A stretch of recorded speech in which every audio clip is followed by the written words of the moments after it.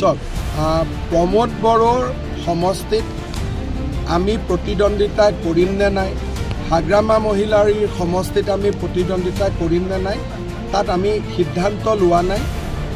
এই গোটেই প্ৰতিবেদন অহাৰ পিছতহে আমি সিদ্ধান্ত ল'ম। এতিয়ালৈকে আমি কোন সমষ্টিত খেলোঁ ক'তো সিদ্ধান্ত লোৱা নাই। মাত্ৰ আমি প্ৰভাৰী পঠিয়াইছোঁ, তেওঁলোকে ৰিপৰ্ট দিব আমাক। একো নাই, মোৰ লগতো চবৰে ভাল, মইতো চবৰ লগতে ভাল, মোৰ শত্ৰুৰ লগতো ভাল সম্পৰ্ক বজাই ৰাখোঁ। যদি কোনোবা বাংলাদেশ আৰু পাকিস্তানৰ এজেণ্ট নহয়, তাৰ বাদে মোৰ চবৰ লগতে ভাল। অসমত যিমান মানুহ আছে, এতিয়ালৈকে মই 4খন জিলালৈকে গ'লোঁ। 9 তাৰিখে চিৰাঙত যাম। মই আশা কৰাতকৈ মানুহৰ উৎসাহ বহুত বেছি, কিন্তু 21 তাৰিখৰ পৰা মই প্ৰতিটো MCLA সমষ্টিত যাম। তেতিয়া আমি গম পাম যে কিমানটা জিকিম, কিন্তু উৎসাহ বহুত বেছি, ৰাইজৰ প্ৰবল উৎসাহ। স্যাৰ, আপোনাৰ আশীৰ্বাদৰ হাতখন BPFৰ ওপৰত থাকিব নে UPPৰ ওপৰত থাকিব?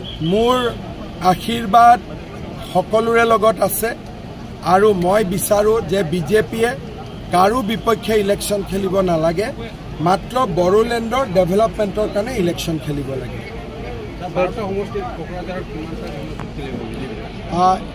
আমি 21 তাৰিখৰ পৰা প্ৰত্যেকটো সমষ্টিলৈকে মই যাম, সভাপতি মহোদয় যাব, আৰু আমাৰ অবজাৰ্ভাৰসকলেও প্ৰতিবেদন দিব।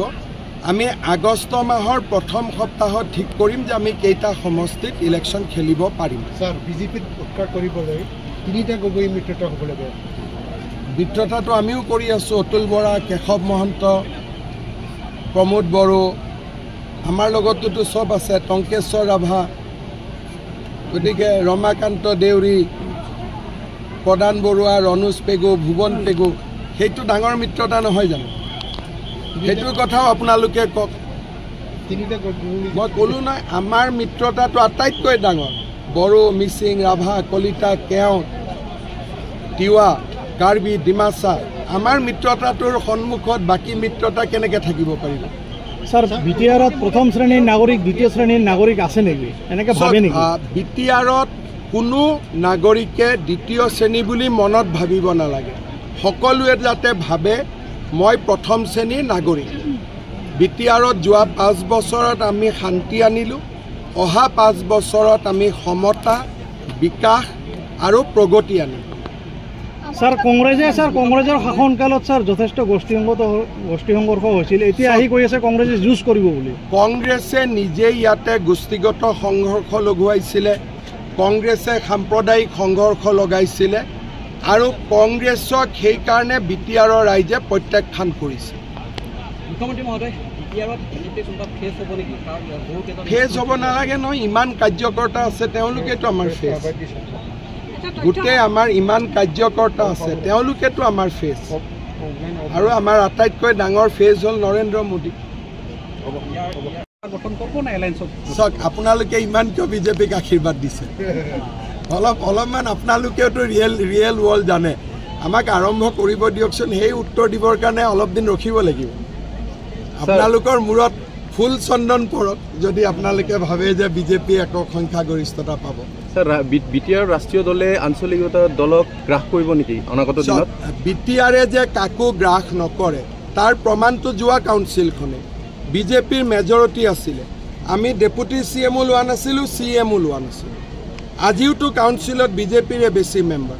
যদি সংখ্যাগৰিষ্ঠতা লাভ কৰে, আজি আমি কি কৰি আছোঁ? আজিওতো কাকো গ্ৰাস কৰা নাই, বৰঞ্চ সকলোকে আগুৱাই দিছোঁ। আৰু মইতো বিচাৰোঁ যে বড়ো ৰাজনৈতিক দলসমূহ একলগ হ'ব লাগে। আৰু স্যাৰ, অহাবাৰ চিফ নিৰ্বাচনত কিবা ফৰ্মুলা, বিশেষ ফৰ্মুলা দেখা যাওক। মইতো মোৰ লক্ষ্য এটাই যে বড়ো 3টা ৰাজনৈতিক দল এটা হ'ব লাগে।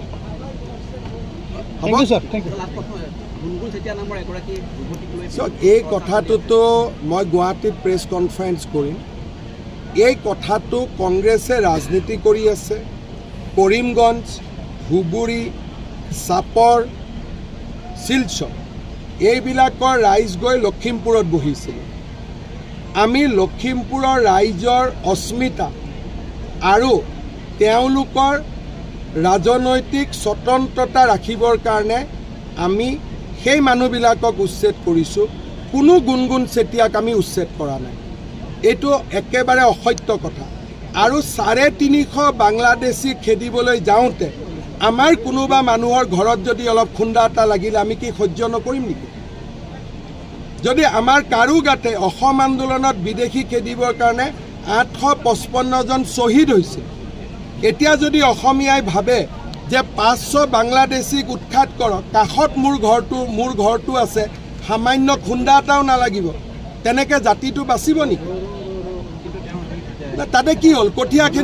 কঠীয়াখিনি গ'ল, আকৌ লগাই দিলেই হ'লহেঁতেন ৰাতিপুৱা। তাক লৈ এইটো ৰাজনীতি হ'ব পাৰে নেকি? নাই, ৰাজনীতি কোনে কৰিছে? যোনে এই মহিলাগৰাকীৰ নামত বাংলাদেশীখিনিক সংৰক্ষণ দিব খোজে। উদ্দেশ্য মহিলাগৰাকী নহয়, উদ্দেশ্য হ'ল যাতে বিজেপিয়ে উচ্ছেদ বন্ধ কৰে। কিন্তু বিজেপিয়ে কালিও চাপৰত কৰিব, পৰহিও গোৱালপাৰাত কৰিব। কোনেও বিজেপিক ৰাখিব নোৱাৰে। বাংলাদেশী উচ্ছেদ হ'বই। ভূমি তেওঁৰ ভূমি লোৱাই নাই আমি। তেওঁৰ যিকেইগৰাকীৰ ভূমি আমি উচ্ছেদ কৰিছিলোঁ সকলোৱে আজি ভূমিত সোমাই গ'ল। এইগৰাকী মহিলাৰ কোনো মাটি কোনেও লোৱাই নাই। এটা ৰিল বনালে হৈ যাব নেকি চব কথা? মোৰ লগত বলক একেলগে কাৰ আমি ঘৰ ভাঙিছোঁ চাওঁ। যদি আপোনালোকে গুৱাহাটীৰ পৰা জাৰ্নেলিষ্ট এটা যায়, টিম এটা, আমি আপোনালোকক লৈ যাম যে কাৰ ঘৰ আমি ভাঙিছোঁ। আমি বাংলাদেশীৰ ঘৰ ভাঙিছোঁ। যিকেইগৰাকী খিলঞ্জীয়া মানুহৰ ঘৰ আমি উচ্ছেদ কৰিছিলোঁ, ভিজিআৰ পিজিআৰত আছিলে, কেতিয়াবা উচ্ছেদ হ'লহেঁতেন, আমি ম্যাদী পট্টা দি দিলোঁ। এইবিলাক কথা ৰাজনীতি কৰি লাভ নাই। আৰু অসমীয়া মানুহে সহ্য কৰিব শিকিব লাগিব।